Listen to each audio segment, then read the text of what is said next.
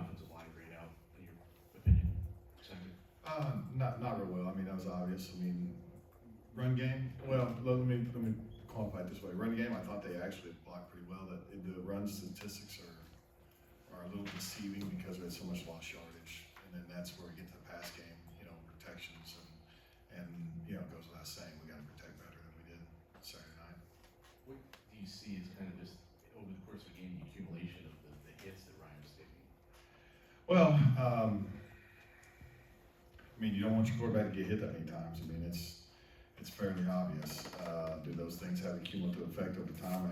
I think they do. I think that's why people try to hit the quarterback. I mean, that's just what it is. His job is to hang in there, and mentally he's got to play like he hasn't been hit, and we got to protect him better. After the game, Barry was talking about, in relation to Ryan, just how self-critical he is, and mentioned something along the lines of, now we've got to build him back up and get ready for next week. I guess just what's your, obviously Darren's the point guy on things like that, but what's your involvement in that process? What does that look like for in a week like this? Well, I think it starts number one with giving a great plan, and getting confident in the plan going in. That's always a weekly thing with a quarterback, is getting him drilled down into all the little details of the plan. I think some of that in the process of game planning the next opponent takes care of itself. It just kind of happens naturally. But Ryan can't be, when you don't have a day that goes the way that you wanted it to. I mean, there were so many other good things in that game that he did, amazing things he did, other than those 3 plays. And when you have a game like that, you can let the 3 plays skew your vision of what it really was. Now, at the end of the day, those 3 plays, we got to learn to control those and not let those happen. But there's also other people on the field that can help us control those and not let those happen. Josh, when you mentioned the offensive line play and just how, I guess in run blocking especially, or pass blocking, sorry, is this a week where maybe you look to change things up, or you primarily played the same 5 guys for 3 straight games now? Yeah, we've at this point, every week is competition, in practice, So yes, are we open to having the best 5 players play up front? That's every single week. Whoever we put out there on Saturday, we feel like those are the best 5 players we had to go play the game with. To have the turnovers you had, and one of them is kind of a batted ball that turns into a fluke play, but kind of some backbreakers. That said, you still have a chance to go make this a 1-score game late. How would you kind of assess Ryan's ability to bounce back after some of those bad throws? Well, I told our offense going into the game, if you look at fall camp and spring football, obviously Ryan wasn't here for spring, but if you just take fall camp, we've been a very competitive team during camp. And to me, that's always a sign of a good team, is when one day the offense wins, the next day the defense comes back, they kind of win that day, the next day the offense fights back and wins. And so I told them in this game, there's going to be some bad moments like every game. They're a good team. They're going to make some plays. They're going to hit a big pass play. They're going to maybe get a turnover, whatever it is. And we're prepared for that because we faced that with our own defense. It's not like we've just dominated all the way through fall camp and then you get to adversity for the first time you're facing. So I thought what you saw on Saturday was what we've been doing in practice up to this point, which is having some little adversity and then responding to it in a positive way and just kind of putting our head back down and going back to work and going back down the field. Is there something you saw when on the play that Malachi came in where you thought you could capitalize there with him taking the snap and just kind of a direct run? Well, we're just looking for opportunities. Obviously, with Malachi, he's a really good runner. I mean, it's a great part of his game. And when you get a guy that's as good as he is running the football, obviously the quarterback runs it, it gives you an extra number. So that's all we were doing. Do you think he used Devin Mockaby enough on Saturday? I think there's other opportunities that we could have used Devin. Obviously, if you watch us play, a lot of our plays have an option to run it or pass it. I thought there was a few times we had opportunities to hand off and we didn't. But I think we used him enough. I thought we put ourselves exactly in position to win a game against a team that's I think is a pretty good team. We just didn't finish our red zone drives. Can you you walk us through your version of the double lateral that Ryan had the mental awareness to pick the ball up and run for a touchdown? Yeah, I mean, obviously that's a play you're trying to get the entire defense to react to the first throw. They called, and I think it's the only one in the game that they called.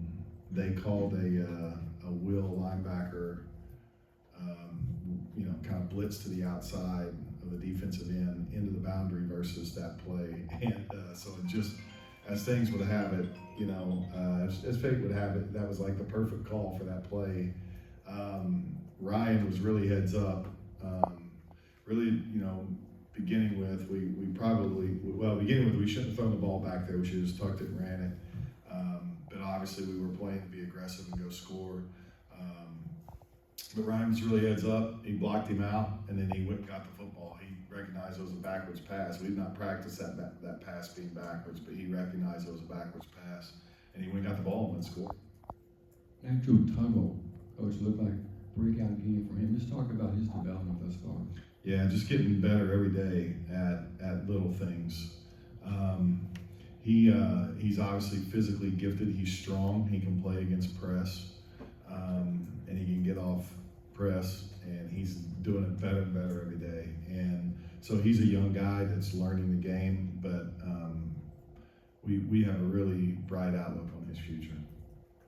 When you have a quarterback who's obviously new to what you guys are doing, and you're asking a lot of him from a decision-making standpoint, your RPO and read option stuff, how do you kind of accelerate that experience process during the week? Is it film? Is it just practice, just reps? Yeah, and really, you're going to hope at this point that a lot of those experiences are accelerated, just by reps that you've gotten, that you've banked reps on different looks. Our defense is very multiple. They give you a lot of different looks. And so, banking reps up to this point is what it is. I mean, really, if you look at the 3 interceptions, one was, we got to do, Ryan, the very first one, Ryan, put the ball in a good spot, I thought. I think our wide receivers got to do a better job at competing for that ball and coming back to the football and not drifting in the end zone.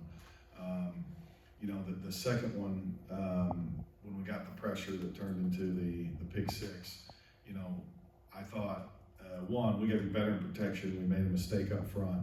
But then two, you got to understand, it's just you're sitting there and it's 2nd and 10, right? You eat it, you're on the 20-yard line, you're on the 26-yard line. At 3rd and 16, sure, but you run it or whatever you do, but you pick up a few more yards, or maybe you go for it, whatever you do on 3rd and 16, and you put points on the board, And then the last one is, he got a little greedy. The safety was just hanging back, and that's a handoff or it's a throw to the field. And he got a little greedy, and we just kind of completed that same ball for a touchdown down there.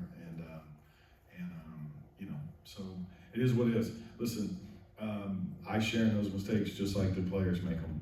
Every time we make a mistake like that, I evaluate myself, and our coaching staff evaluates yourself. Did we teach them well enough? Did we put them in the right positions to see it?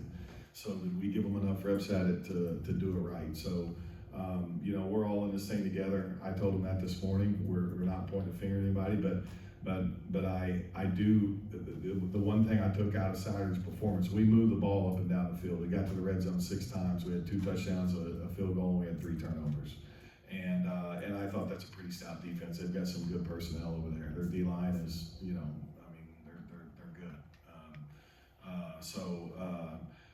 they're good. We got a lot to build on. There's hope for our future, but we're never satisfied, with losing. That's just not the standard we're going to have at Purdue.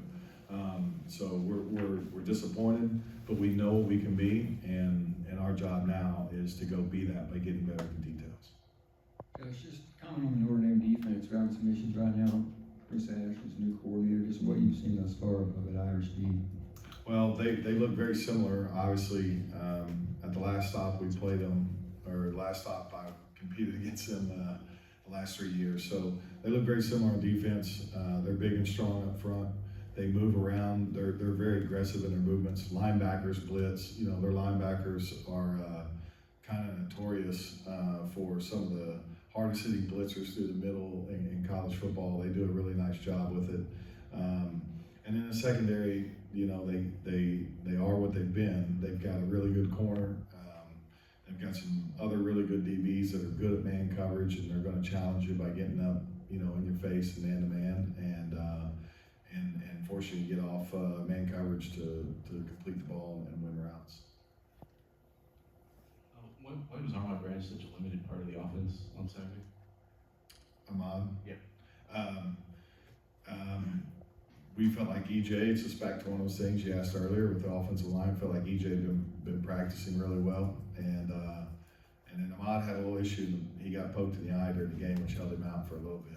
He's fine, he came back, but it took him a minute a few series there to get back. That's why I wasn't sure if it was an injury thing, because he did come back. Yeah, he did come back, and he was fine after a minute, but it took him a little bit to get he just got poked in the eye, you know. But EJ was a guy who had some struggles in preseason camp, holding on to the ball, but we also saw him kind of take initiative to stay after and work on some things like that. Just Sure. how have you seen him develop over these past? Well, he's developing really well. I really feel like if he and Ahmad are at the top of their game while they're on the field, that we have the ability with those two guys to play against anybody and make plays. So EJ, you know, his issue is just being his, and really it's Ahmad's issue too, and that's really why you're seeing them rotate and battling it out. But to me, both those guys is like, you know, every time you're out there, is it your very best, you know, and that's a standard. And so what we're hoping to do is have two really good Z receivers that are both really fast, that can both make explosive plays, and we can play them. And if they can both play at the highest potential of their ability, we can be really, really good at that position.